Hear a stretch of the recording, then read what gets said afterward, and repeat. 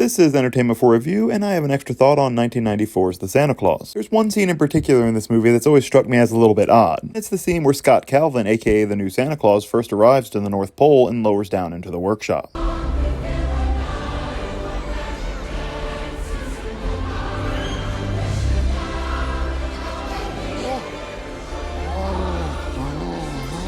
Sit back.